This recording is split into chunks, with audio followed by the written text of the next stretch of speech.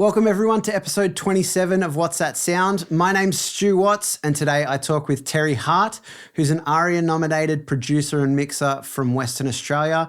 He's worked with a bunch of amazing artists such as Tash Sultana, Missy Higgins and the Black Sorrows, to name a few.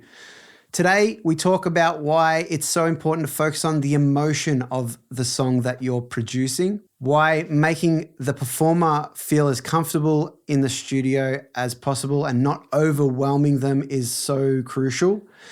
And we have a bit of a discussion about the imperfections of music and why it's cool to leave those sorts of things in your recordings. If you could do us a favor and share this podcast to your friends, anyone that's interested in music production and recording, whether that's in a DM or on your stories, that just helps us spread the word of this podcast and get it out to as many people as possible. And also make sure you hit follow or subscribe on your favorite podcast platform so you can stay up to date with every new episode. Without further ado, let's get into it. This is episode 27 of What's That Sound podcast. You're listening to What's That Sound with your host, Stu Watts.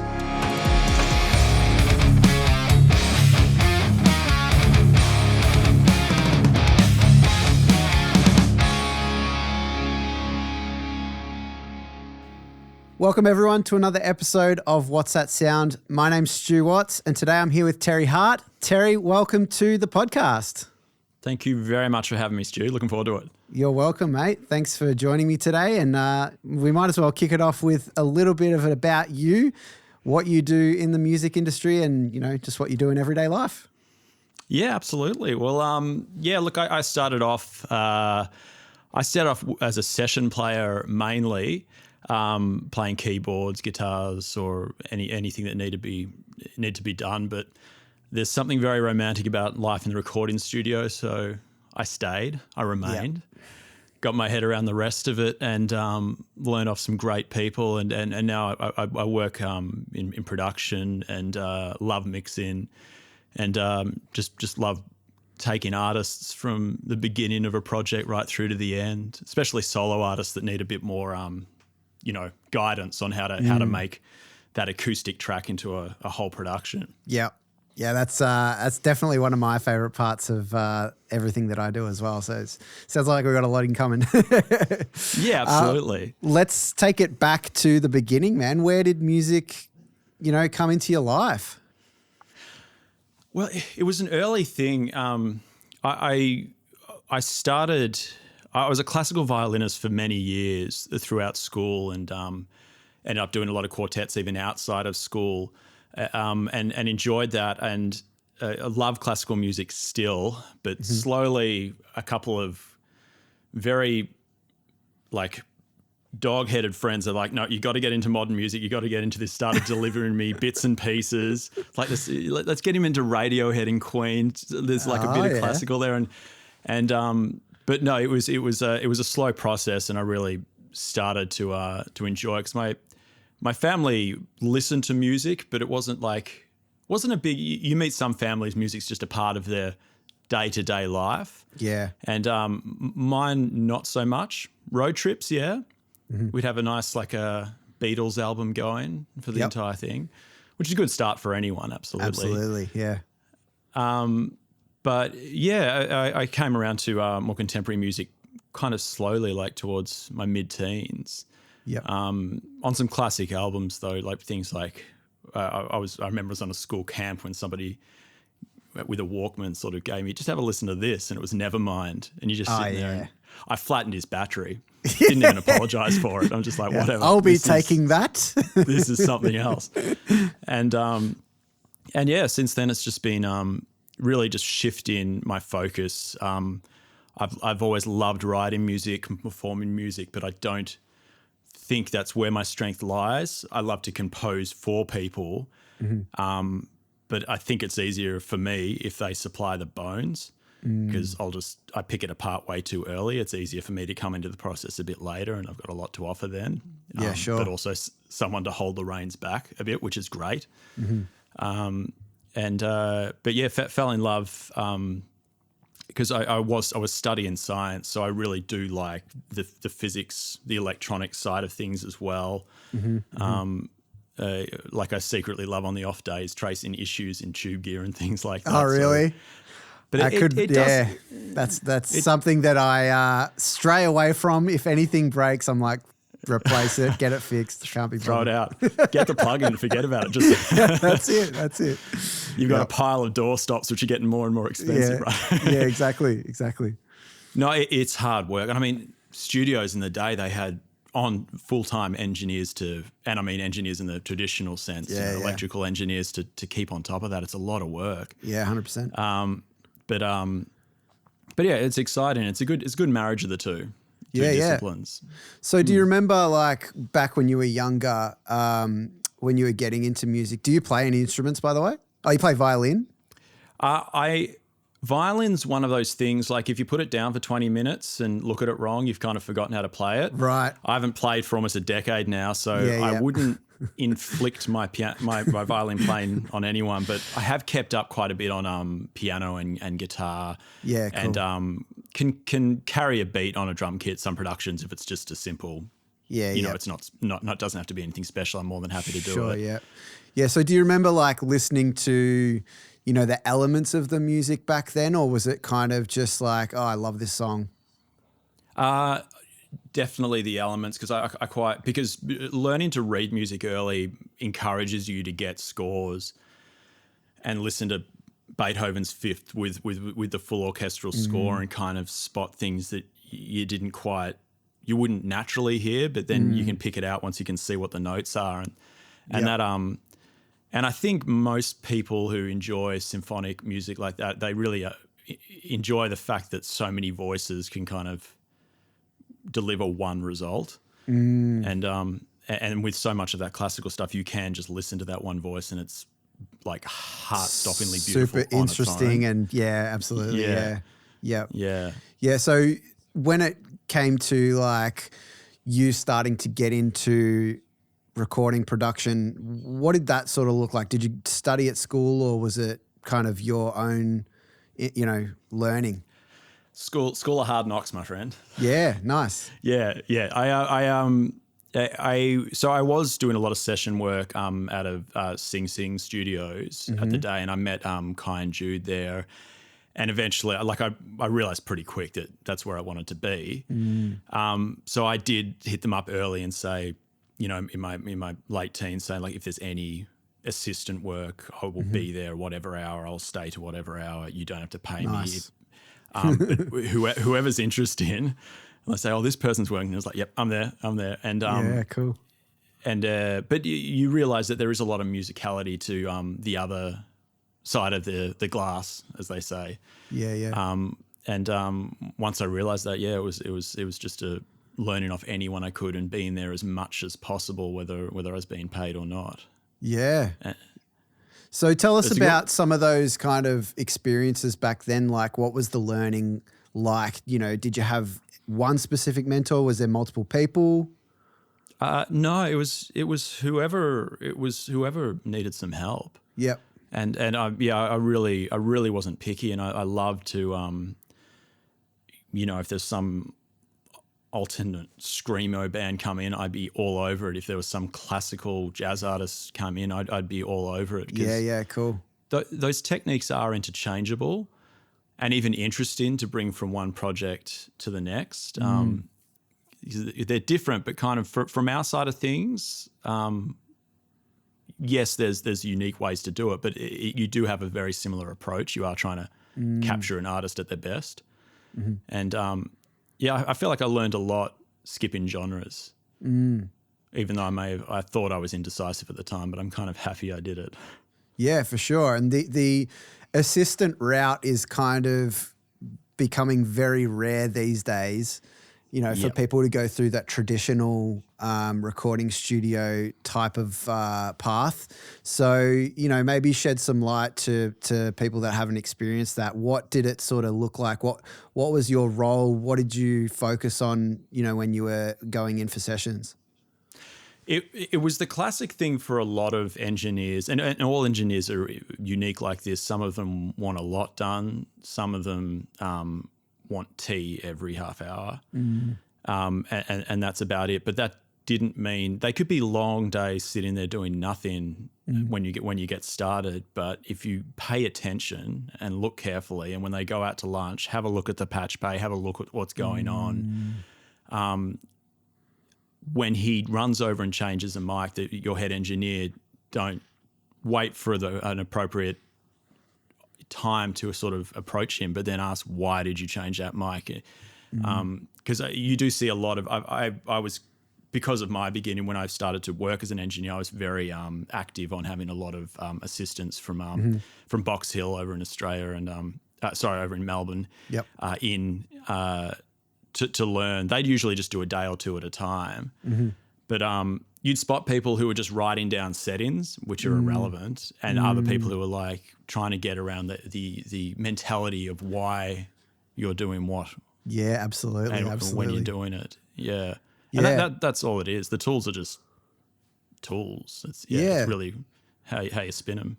Yeah, for sure. And obviously everyone's got their own kind of way of approaching different sessions even, you know, from artist to artist, it's got to change. But the important thing is kind of being aware of what needs to happen next. You got to be thinking 5-10 steps ahead of everyone else, because the artists aren't thinking about the things that need to get done necessarily. They're just kind of waiting for you to tell them what needs to get done. And you know, I guess it's better if they don't.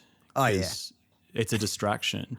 Yeah, and I'm sure you've done the same. You would have recorded some of your own like songs that you've written, and that's absolutely tough. That's tough work. You don't want to be in those two headspaces at once. So the job is important that they can they play, and you figure out how to make it interesting. But you're right, like innovation, huge thing, and I think that's why this is a natural environment for someone who's likes to experiment, not someone who goes, oh man, I nailed that snare drum sound on that album, so that's my snare patch from here on in. That's true, yeah. That's unhealthy. Yeah, and I think there's it's a different person. I think the one that is more of a producer and likes to work with the artist, and the person that just loves sound. You know, they're two completely different people, and you can be both, but you're probably going to be better at one thing than the other. But, you know, not to say don't try any of the, like don't try and do both, but you kind of have to these days anyway. But, you know, I think you naturally gravitate towards either people or towards sound. And, you know, it's cool to have that awareness of what you like more, so that you can focus on it more, I think. Absolutely. And yeah, and that's the interesting, you don't, like a perfectly mic'd up piano is not going to do you much good if the artist is down in the dumps that day and not delivering. Yeah. It's kind of irrelevant. You could put up a 57 through the cheapest preamp in the world and just take care of the artist for half an hour, make them feel good. Whether it's whatever you have to do. But yeah, it is like all industries. You're always dealing with people. That's the bread and butter. Absolutely. 100%. Yeah. So talk us through, you know, your sessions these days. You know, actually, you know, we can see your studio. It looks very nice. You got a lot of nice looking outboard gear and things like that. But bits and pieces. Talk us through kind of how you got to where you are now, and what your day-to-day looks like these days. So it was a slow, for us all, like accumulating a studio and figuring out what and why. It is a slow process, as it was for me. I was always blown away by Coldplay's Parachutes album, how that amazing album reads, like in any situation. Like you can be in a weird dingy little pub and the music you barely even notice there, and then one of those songs come on and it's clear as a bell somehow. So like soft but powerful. And so a big part, I've started I'd already started doing production and a lot of mixing by that point, but I really wanted to get an idea of how that sort of level of production was done. So that was I took some time to study under Mike Brauer over in France, just to sort of learn new things and also qualify things that I was already doing or not doing. You know, you make decisions. There's endless ways to use this gear, and but just to know that, like, oh no, that's okay. or other things like maybe I shouldn't plug that in there so often. Yeah, well, we'll talk us through that. What were some of the, the things that you were like, okay, I'm probably approaching this the wrong way? Well, some things that sort of caught my attention was I think that understanding the physics of things can kind of slow you down sometimes. Something might technically not seem like a good idea.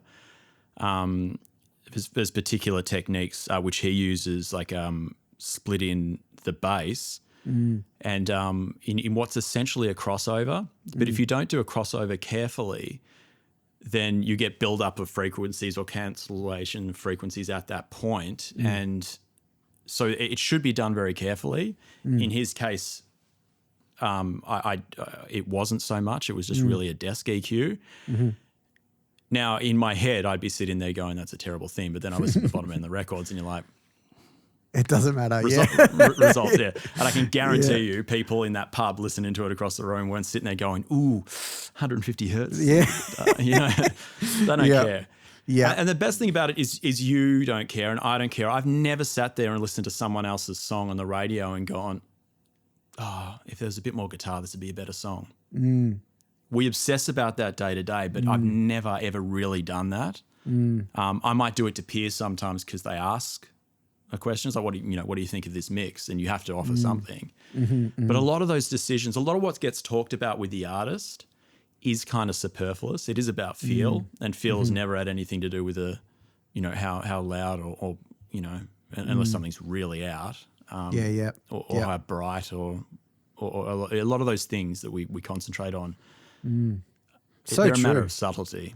Yeah, it's so true. So, I mean, it is funny when you are, especially in the production stage, you're not even, we are, as producers, are thinking about what sounds we want to get and what sort of drum sounds and stuff like that. But the artist definitely isn't. They're like, not most of the time, they're not. 95% of the time, it's about, I want it to feel like this. I want it to feel really powerful. I want it to feel upbeat. I want people to be able to dance to it, or, I want people to be able to cry to it or something like that. And so it's a lot of emotion-driven decisions, and, the arrangement has to fulfill that. It's not about the kick drum sound that's going to make someone, unless it's a really hardcore like dance song or something like that, that has to have the specific type of kick drum. But usually that's the producer that's doing that, not the artist anyway. So yeah, it's really fascinating. Yeah. Yeah, it does. It has to support the narrative, and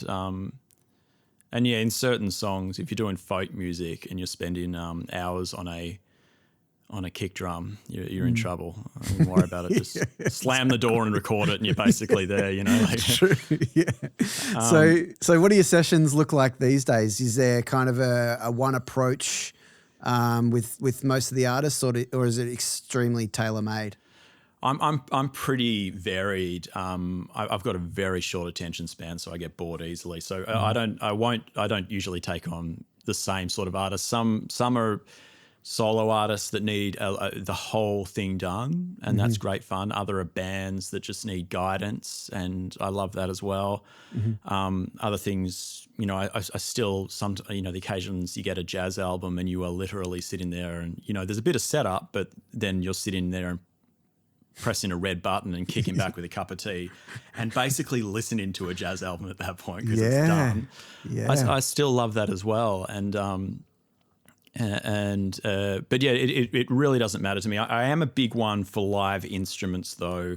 Yep. I love to mix electro things or, modern pop, but I generally won't produce it. I like to, because that does respond well to heavy processing. It's good not to be attracted, sort of like attached to the production side of it. True, so that you're cutthroat as hell. Like they may have obsessed over that synth for days. You don't know that, and you just carve the hell out of it and go, no, this is where it fits. And so it's good to have that opportunity. But with acoustic instruments, I do like to be there from the beginning to the end, because you get a very good sense, and having everything phase sensitive, and what the potential pitfalls are from seeing the process from the start, and also learning what the artist wants out of it, because it is just it might just be an acoustic guitar, but they don't want to sound like every other acoustic guitar singer-songwriter. So you learn with them what they're looking for, and you'll probably bring out a really good result that way. Yeah, for sure. So, I mean, it sounds like then your approach would be to get things going as quickly as possible. Am I right in saying that? It would depend. I'm sure you've had a bunch of artists that have come in and they're like they're all systems go, but when you listen to what you're starting with, that it does need work. And often in those cases, like if it's a band, I'd be okay. Let's can that. Let's go to a rehearsal studio and start talking through the songs. A section at a time. And not out of an arrogant way. I don't know how to fix it, but if I feel like they haven't exhausted every single option they have, I think it's a good idea to get in there. Billy Corgan of Smashing Pumpkins fame said it sweetly. He said you should take your song, you should ruin it, rip it apart, put this part there, put that part through a fuzz pedal and whatever. And worst case scenario, you go in a big circle and end up where you started with. But then you know that's the best that song can be. So awesome.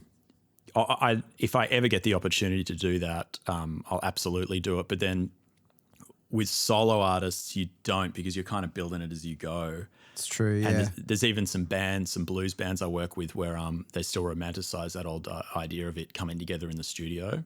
Yeah, right, yeah. And I think with blues, you can get away with that, even though I discourage it in nearly all other cases. Okay, yep. But yeah, in that case, there's not really much rehearsal to be done. In fact, you'd probably be more likely to over-rehearse it. It's sometimes good to leave that initial raw improvisation in a situation where you can catch it on tape or on like hard disks. It's true, capturing that magic of that initial performance where kind of they're flying by the seat of their pants. I don't get to do that very often, but it sounds fun. It's good fun. I'm definitely more of the earlier, like the early part of that sentence that you were talking about is the taking the song apart, ripping it all apart and rebuilding it. And that's one of my favorite things to do for sure. It is good fun for us, definitely. Yeah. I love that. And that's when you're flinging paint at the canvas. And that's fun as hell. Yeah, absolutely. But it's almost a genre thing with blues, I find. Like if you're doing blues and you rip it apart too much, suddenly you're making a country album.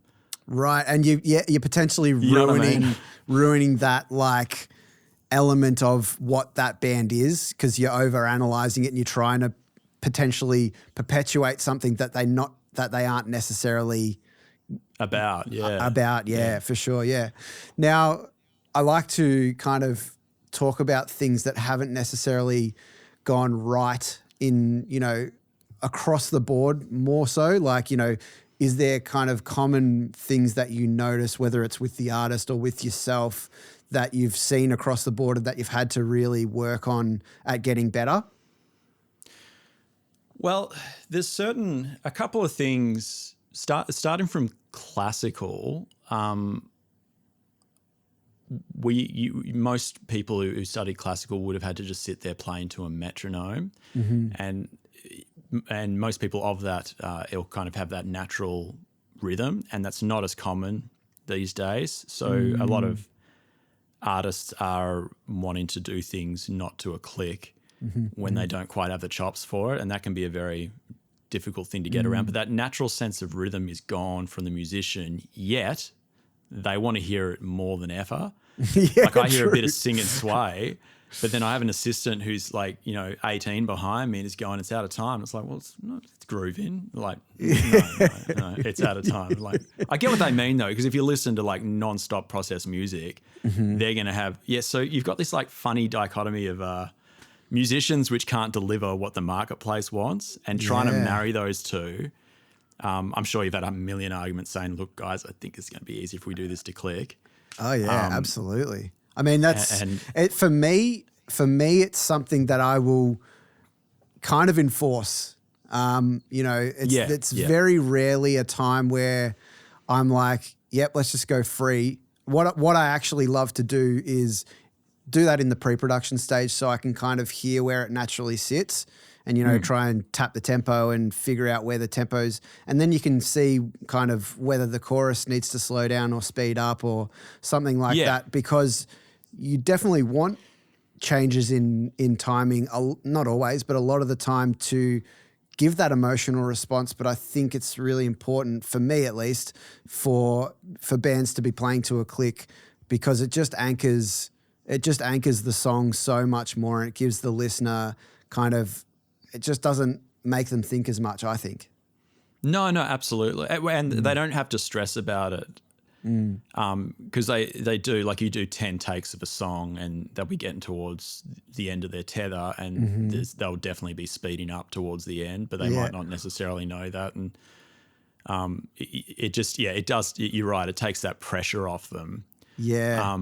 But there's also there's no arguing that it does rob something from the track as well, that it can be so difficult to get back in certain things, like especially, slipping into reggae and things like that. Like it's true. Yep. It's such a weird circle you're going, training the band to play to the click and then making the production not sound like it's played to a click. And it's like, we just chase our tails in here. Yeah, true. Yeah, I love it. So talk to us about, the things that go right in the studio. What does a really good session look like to you? Well, it's when you do have that opportunity to there's still that romantic idea of making music in a studio as opposed to just recording it, like it starts to come together. But where you've got like the bones of it down, and you do have those days where you're experimenting and things that just everyone is on fire, just like buzzing on that creative process that you're sharing together. And that's just an absolute dream. Like, it could be anything. Someone's pulled out like an old mini Moog, which, the power thing falls out every 10 minutes, the thing's broken, but then you're pulling this tone, like, what's going on? Like those days are special, few and far between, but they're magic. And I think that, I don't know whether the lines are good that come out of them, but I know that everyone who was part of that production, if they hear that part of the song, there'll just be a big smile on their face. Yeah, it's so true. And I do suspect that is passed on to the listener, but I haven't done much of market research to be able to back that up. I don't know. Yeah, true. No, I love it. It's really cool, and that's where, like you said, the experimenting part of, finding a guitar tone or something like that is always really cool, or just plugging in a pedal that you wouldn't normally plug in the production stage is always super fun. Yeah, we can do it as mix engineers. We can do that till the cows come home and the artist would have no idea. But it's when lonely. It's lonely, and we kind of fall into our usual ways of going about things anyway. But yeah, like you said, in the production stage when you're recording and you find something that you just would never have found because that guitarist has a pedal that you've never seen before, or like you're saying, the keyboard or anything like that. It's so much fun where you could just be like, yeah, let's hit record and just see what happens here. Yeah, it's like this has been a good day. Yeah. And I think there's something about the fact that you are limited with time in the studio, which is the only reason that would happen. And a lot of modern production doesn't allow for that. So it's just great to be under the pump, have a limited amount of gear, to have limitations, which is probably one of the biggest issues facing the modern recording thing, that you've got some sampler with 10,000 presets. That's not healthy. Yeah. You need knobs. You need to fiddle and come up with something unique. It not necessarily mean you get a better sound, but your headspace is way better when you're doing that, because you feel like you're creating. No one really feels like they're creating when they use a preset, and that's going to be quite detrimental to everyone in the room. If you're doing that with a full band, it's a sad day in the studio. It's the opposite. So yeah, no one wants to sit there while you're flicking through presets either. That's the worst. The worst thing. And I don't think that anyone that's been in those sorts of circumstances with other producers, they're usually the horror stories that I hear about other producers and engineers, is that, they were just sitting on the computer editing for an hour straight, and we were just kind of sitting there not knowing what to do. No, absolutely. And that's a big thing. I really push that with my productions, in that I'll because we will hire a studio for the main part of the track in. But I will split it up. I'll say let's do, okay, we're doing an album. Let's spend 2-3 days doing the drums and bass, and I'll take it home and I'll edit it without you watching, and we'll come back and you'll have this amazing thing. And the moment you walk in, we can just start hitting it again. Sometimes you do have to do some editing, but you're right. You see immediately the whole vibe in the room change. Yep. And it's definitely a good thing to avoid, or, not allow, especially when it comes to comping vocals. No singer should ever have to be privy to that process. They'll basically hang up the hat there. It's like, and I'm out. Thank you. Yeah, exactly. And it's funny, like fun. If you have, depending on your relationship of the person that you're working for, and you might do it just to punish them a little bit, just for a laugh. But otherwise, it's like, yeah, go on lunch. I'm gonna do some vocal sometimes they're like, I know I've hit that big note. It's like, okay, let's have a look at the edits then, shall we? Sometimes you have to do it, but most of the time it's not going to benefit, because the next time they stand in front of the mic, they're going to feel like absolute trash. I mean, it's the most soul-destroying thing to record vocals in the first place anyway. I don't know how vocalists do it. It's hard. Yeah, it's hard work, like just getting the performance. Absolutely. Yep. Hey, thanks so much for listening so far. There is plenty more to come, so don't go anywhere. I just wanted to let you know that this podcast is made completely independently by myself with no sponsors. So if you like what you hear and you would like to show your support, you can send a donation to the PayPal link, paypal.me/whatsthatsound. The link is also in the show notes. Thanks so much for your support, and let's get back to it. All right. So in terms of, where you spend most of your time, is what would you say the percentage divided between recording and mixing would be? I like to get that done in like a day. I do feel like a lot of magic happens when you do even nail out the majority of it in like an hour. Yeah, right. Which I think is part of the I spent years on like an SSL, and so I am used to like cranking that thing and just getting it done. Sometimes we do 5-6 songs in a day just because that's studios are expensive. But I did like what were the decisions you made in that way. Then of course there's hours of finagling and doing adding little subtleties and things like that. But a good chunk of it happens then. But I like to get it done in a day. Yeah, and then we can just revisit it later and go to do it. But these, as I know, I don't have to tell you. There's a lot of preparation before that, depending on the act, of course. But yeah, that'd be. I'd say with most acts, it'd be maybe 80%. Recording, production, and then the rest of it just mix in. Yeah, and when it comes to, overall picture as well, in terms of how many artists you work with on purely a recording aspect and then purely a mixing aspect, what would you say that the percentage is there? I'd say it would be. It's probably hanging around 50-50, but obviously a mix takes nowhere near the amount of time. So most of my time is a full production. But, song by song basis, I'd say it's more or less 50-50. Yeah, and there is nothing better than getting a mix and just being able to sit there and play and again, not being attached to anything that's happened before. And being completely subjective. That's great fun. And I think the thing that I notice because most of the time I'm working on mixes that I've recorded as well, and just the mess of the session, because I'm just in a production session, I'm just like, add more, let's go, let's keep going, let's move on to the next thing, let's record drums, let's do another take, blah, blah, blah, blah, blah. You're just going at whatever speed you can just to get it all down and you're not forgetting anything. So that when it comes time to mix, the actual sessions just look like a dog's breakfast.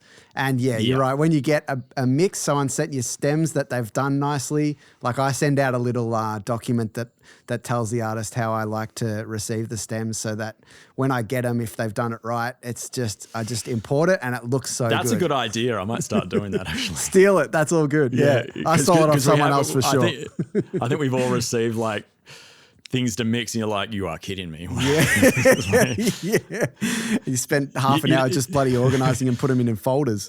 100%. Yeah. I can see why the big guys have an assistant for that, and they can just walk in and nail it. And and that's a big thing. Like if that does happen, even if they do send it well, is that set that up and don't do it that day. Like come in the next day and just hit it. Yep, and, 100%. Yeah. So run us through your mixing process. What does that look like? Do you have, do your templates, are they kind of set there and you like to use them the same every time, or is it obviously you're working on a whole bunch of different styles of music? So what does that look like? Yeah, it does. Like this, I do have templates, but that's because it is a hybrid setup and everything does come out and is treated analog. Plenty still happens in the box, but the routing is kind of complicated. But a lot of the choices come from cues and buses that are the magic of a desk. You can just send things everywhere, and it's a little bit like playing Mortal Kombat back in the day. You're just mashing buttons till you like it. Yeah, sounds stupid, but that was the magic of those things, is that you could quickly mess around on them. Yep. And so I'm trying to create that. But so I definitely benefit from a template. I have a bunch of templates depending on the genre. But they definitely are just a starting point. Usually I can just bring up a song on that template and go, this is sounding great. And let's now ruin everything I've done here. Yeah, yeah. And also the template's a moving target, because I'll just start to go, let's try doing that for a while. And and you always like want to try a different, channel strip or something that you're like, I feel like this could be cool on this kick drum for whatever reason, So it's always fun to just change shit out. And then after that album, maybe not. Yeah, exactly. So then, where does that decision making come in? Is it dependent on the type of music that you're working on, or is it more just song based? Is it like I feel like this is the kind of plugins that I should be using here? It moves. It kind of started as that, like a genre based thing. More rock, more quieter stuff. Whether I'm dealing with synthetic drums or real drums, because that's a big chunk of a record. The rhythm 100%. Section. And then there's just a slew of channels depending on what I want to get out of it. But a lot of the templates are set up where, say I have an acoustic guitar, I might have an acoustic guitar with like 15 channels of exciters and reverbs and things like that, not to be used, but so I can bring them in and just decide quickly, no, not that one, delete that channel, no, not that one. They'll get dumbed down to a manageable amount. Yep. But there's not more and more. It's more just got to do with like what I'm trying to convey. I think there's just big difference between ballads and dance, basically. Yeah. And when I mean dance, I mean like I call AC/DC and Foo Fighters kind of dance, in the sense that it's rhythm based and you want to bop your head, but something that's rhythmically driven, or something that's really like supposed to be emotive and gets you weeping. I feel ya. Do you have favorite elements that you like to work on? Are your vocals, guide, drums, guitar? What's the thing that you just love digging in on? That really does change. I mean, there's always, especially in modern music, going to be a lot of work done on the vocals, and I do enjoy that. But I will enjoy that more on a pop record, a modern synth-based pop record, because you can open up some ridiculously huge delays and get interesting on that, and crazy double. What it really doesn't matter. Yeah. If I was doing a more simple, stripped back blues album or rock, it would be there's still a lot that happens, but it's a game of subtlety, so it's probably not as exciting to me. I'd be more interested in how we can make the guitars sort of rip out and the drums really punch through. But it's I try to make it as organic a process and let it lead me when I sit down, just like whatever I'm grabbing for first. Yeah, and again, that is a nice thing about a bunch of faders, is that you can just sort of push them up and around and start to see what you're gravitating towards. It's kind of hard to do with a mouse. Yeah. Yes. Yeah. And I love that analogy that you used before about video games. I say it a lot, is like, I honestly feel like my job is just like playing video games. And I think that is like a lot of what attracted me to mixing, especially. Like I never started off in mixing. It came, a few years later. I was always about playing music. But then, when you start to dig into plugins and, playing with gear and all that sort of thing, it just becomes like playing video games. It's so, I just pinched myself. I'm like, how am I doing this for a job? It's fucked. Yeah, it's great crazy. Fun. Yeah. It's great fun. Talk us through some. It's also unforgiving, I find, because you're often, it's fun, but you play too long, you start to go backwards as well. Yeah. You have to keep yourself in check at the same time as well. Yeah, for sure. I get in trouble. Yeah. Now, when it comes to, some of the things that you've learnt over time, obviously you've learnt off, some pretty amazing engineers, and, you've worked with some crazy popular artists as well. What are some of the kind of workflow-based things that you have gotten better at over time, or just realized that you needed to focus more on as kind of the years have gone on? It's always gone away from what you're attracted to at the start. It was less and less about gear and more about the people. Mm-hmm. And if you have an amazing artist and you put any microphone in front of them, you listen to them sing, you can immediately see how much you've been hitting your head against a brick wall in a lot of other productions. You are capturing something magic, and you realize if they're on it, then your work is made a whole lot easier, and so it's much smarter to focus on that than tone. So I think it's really bringing in more of the human element, because you spend a long time learning how all this gear works, how to mic up a drum kit, how to do that, how to all the mixing tricks. But then I think you really start to become good where you forget all that and just start to focus on getting the absolute best thing you can out of a human being. And I remember I had one particular breakthrough moment, simple thing. I was making a jazz record for Tony Gould. He's a classical pianist, Melbourne based. And he's amazing. And he started his career just smashing out classical, virtuosic type pieces. But he ended up just coming back to slow jazz, not scales. It's every note is considered and gorgeous, really beautiful stuff. And I remember we were doing this whole band track, and I came in, and there was a part of the song where the double bassist, he was playing arco, with a bow. Yep. And he was moving to pizzicato, so he put the bow down on the music stand. And I'm not thinking, they're just on their way into the studio to listen, and I'm quickly just carving things, cleaning things up, and there's a clink and a clank of wood hitting aluminium, and I thought, I'll just cut that out. And I feel his hand just gently on my shoulder, what are you doing? It's I'm just cutting out where the sound where he put his bow down, and he just looks at me and goes, it's a human being playing that. And that really not in a aggressive way at all. It was just he was just pointing it out, just an awareness thing. But that plays in my head so often. That, and why would you take that out? It's such a nice thing that this is not an overdub. He's put this bow down and he's moved around, and but it's easy to get into the habit of doing things and not thinking about just because you can doesn't mean you should.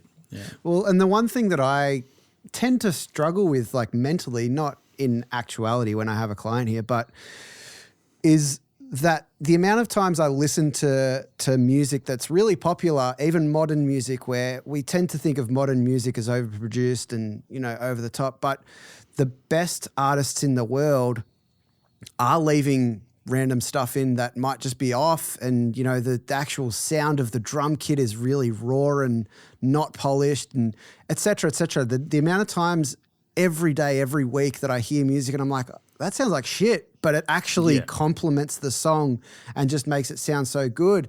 And to me, I've tried to capture the beauty of wherever an artist is at that time. Definitely there's a lot of times where you have to do vocal editing, you have to make sure things are in pitch and stuff, but it's still good to be really broad with those things I've found as time goes on, to leave them kind of in their original state, because that's where that person is at that time. That's what the band sounds like. There's all of these things that come together to make this song. And it's actually better, in my opinion, to hear the band as they sound rather than forcing them to be perfect and making it, because it just loses all of its life. It does. It does. And it's based on the assumption there's such thing as perfection. And I think that's a good thing to kind of just give up on, and even convince your artists is like, nothing's perfect. And if you want perfect music, like, all this GDP, I think they're going to be able to do this, but it won't work. Like, we do listen to imperfections and things that are broken. And like your example, you'd have this particular sound of a band, but it also comes to the point where they started and they had a terrible drum sound, but then they decided their guitar tone based on that terrible drum sound. So fixing the terrible drum sound is not necessarily going to be a service to the whole thing, and just rolling with the punches. It's you get some really cool stuff that way, working with limitations. Yeah, yep, absolutely. Well, let's get a bit nerdy. Let's dive into specifics on, some of the stuff that you love to work with. First of all, what software are you using and why? I'm on Pro Tools Ultimate just because running back and forth from studios, it's really the easiest way to multi-track still, I found. So it is a complicated program, but it's like, as I'm sure I don't tell you, once you've learnt it, you've learnt it. So, it's more difficult to swap from door to door at that point. Yep. But that's, it's running a HD setup into like a Lynx Auroras for converters. And then, I still mix through a console because, I did spend years on SSLs and I had to be torn away kicking and screaming when that wasn't practical anymore. Yep. And not just from the point of view of cost, it was also just artists have changed and there's certain demands on recalling audio, which it's tough work. If you writing down the settings of an entire analog studio and recalling a mix is a day's work, and it's just not practical.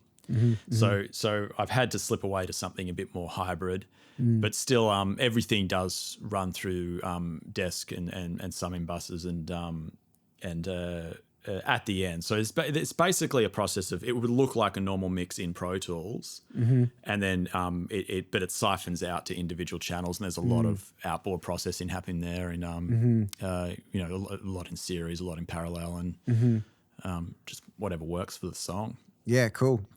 Love it. And what about hardware, bits of gear? What are some of your favorites? Well, look, a more or less recent one was I did years ago mix into a Crane Song STC8, and I loved it. It was just the right sort of crispness I was looking for. But I've been tackling like a main mix bus compressor, what to use for a long time. Been through a lot, like both the smart models. Had a Shadow Hills here for a while.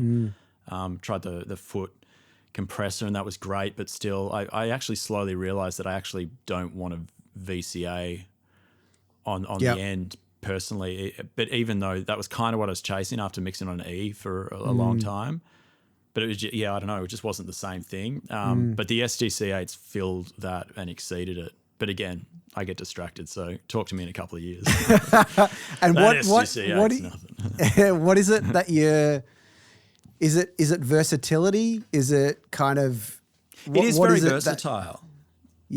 Absolutely. Is that kind of what you're looking for in a compressor on the mix bus, or...? At the end, so because I'm kind of going into a bunch of mix bus compressors and then a final one, I want a very solid stereo image. And the ability to dial it in. A lot of VCAs aren't good at that. They've only got a handful of controls. So if you really want to grab a rhythm in the right way, but I've found that to be a Swiss Army knife in that, like, you can really just hone it to the groove of the song. If you want it to just do the sort of thwacky, slow attack and fast release thing, it can do that. But if you want it to actually grab something as well and massage it, like within the transient, it's happy to do that and does it just so cleanly and so nicely and just sounds that little bit more sheeny because of it. So I've really been enjoying mixing into that recently. Awesome. Any other favorite bits of hardware? Well, I mean, they all do a job. Yep. Yeah, I don't know. What's been going recently? I mean, I've always had a soft spot for the Gem audio thing, which I don't think they're around anymore, but they kind of do that Zener compressor really, really cleanly. Right. I'm not sure if you use that Chandler Zener. I have used it in the past. I haven't found a use for it, but yeah, it's the most amazing drum room compressor that's ever been made. Sweet. Rather expensive for a drum room compressor though. Well, they've got a plug-in version on Plugin Alliances. I think there's a Chandler emulation. I think. Could be wrong. Yeah, okay. But yeah, I might need to do a bit more diving into it. This is why I love this podcast, because I just learn new things from different people. So that's awesome. It's a great compressor, but this is sort of like a very carefully surgically made one where they've paralleled a bunch of Zeners and not just one. So it's in my opinion a lot better for mixed bus duties, and I love that because it just fattens things up. Cool. The other Zen is a lot of money for something that I can never quite make work. I don't know. Yeah. Except for drum rooms. Yeah. Fair enough. It's a lot of money for a drum room. For just a drum. Yeah, true. What about software then? Let's talk about some of your favorite plugins.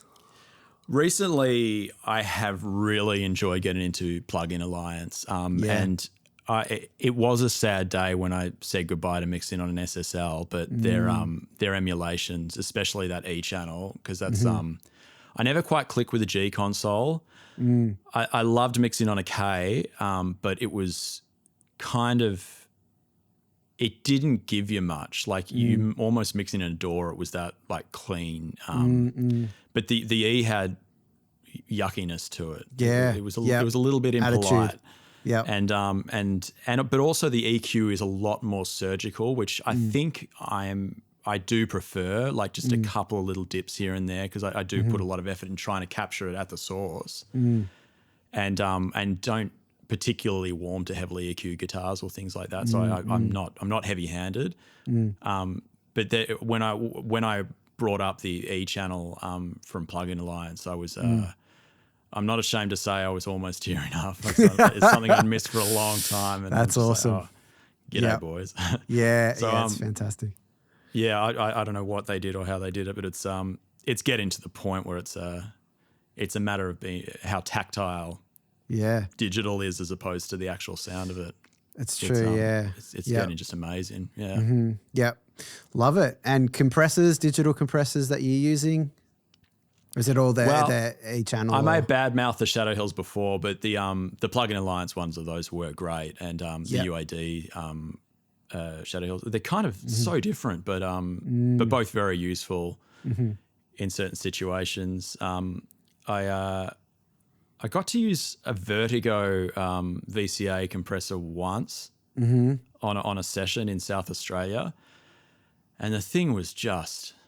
That'd be one for the the dream journal if I can. But it was just an amazing thing. But the plug-in version of that is fantastic and really does deliver what you want out of a VCA. So I've really been enjoying that quite a fair bit. Love it. Nice one. Any other just quick plugins that you want to shout out as well for anyone that is just getting into it, or? I think if you're getting into it, you'd be crazy not to splurge on FabFilter. It's surgical, maybe a little bit daunting, but there's just nothing you can't do for it. And I know I said I just got into that E channel, but before that, FabFilter's natural phase setting was as close as I was getting to just reaching for those E series EQs. Not that it doesn't have the same grit, but it just stays phase aligned to every. So if you're doing that to a bunch of drum mics, 20 drum mics on a thing, nothing gets wacky. Whereas in a lot of other EQs it does. Yeah. And that like what's what's the what am I looking for? Not natural phase. Zero latency the absolute phase thing. What's the word I'm looking for? I linear can't phase. think of That's what linear I'm looking phase. for. Yeah. Linear. Yeah. So linear phase doesn't do it either for drums. I tried that for a long time, but that natural phase setting they have really does hold a bunch of phase sensitive channels together and not damage it, which is, I can say, of very few other plugins. But yeah, they're a fantastic company and obviously got a lot of love for it. Yeah, absolutely. I love it. Nice one. Well, this has been awesome. One final question that I like to finish up the podcast with is do you have any like cracking bits of advice for people who are, maybe in their first 3 to 5 years, first of all for producers, engineers, and then for the artists that might be listening as well? What would you say? I'd say one of the biggest misconceptions and issues I've maybe come across is that, like it's very easy to be romanticize a lot of gear and things like that, but this is really about delivering an emotive experience for a listener, and not to get hung up on that. So let's say you're an engineer and you're learning off a mentor of some sort. Don't try not to ask them what setting they use. Try to ask them why or what they were trying to get from it. Yep. For artists, I'd say that artists have infinite choice at the moment, which is great, but also very, very limiting in that you can't actually actively try all these options out. So it's given a lot of artists a shitty attitude in that this chorus is great, let's paste that to the last chorus. There's a lot of advantages of not having to work on tape anymore, but I don't think the mentality should change. You should act as if you have 15 minutes of 2-inch tape and you can fit 3 takes on there, and then we listen to it. Like, we'll pick one you like. You don't like any of them, let's delete them and keep going. Because it seems like there's a lot of magic that can happen down the line, with all our bells and whistles, but there's really not. And the artist needs to understand that it is on them, and we will make it better, but it cannot be reinvented by all these tricks. Yeah, and that springs to mind the importance of rehearsal, which I talk about pretty much every podcast. It's because the amount of times, and you've somewhat touched on it, is the amount of times that we get, people in the studio and they forget how to play when you hit record. It's like, I can understand the intimidation factor is high, especially if you haven't done it before, or, you haven't learnt the song enough or something like that. But what will allow you to be more comfortable is to be confident with the songs. And so, that's another mentality thing that is in line with what you were talking about for sure. And that's great. And sometimes that's on us because it's our job to get that out of them. My wife put me onto something I think is great is just power posing. If they're nervous, get them out there with their hands above their head. Yeah. Like even someone who's never been able to see, if they win something, they'll do that. So it actually releases a bunch of hormones. It gets you confidence. So stand like that for 5-10 minutes and get them into it, and little things like that, or breathing exercises, anything to just get them across the line. But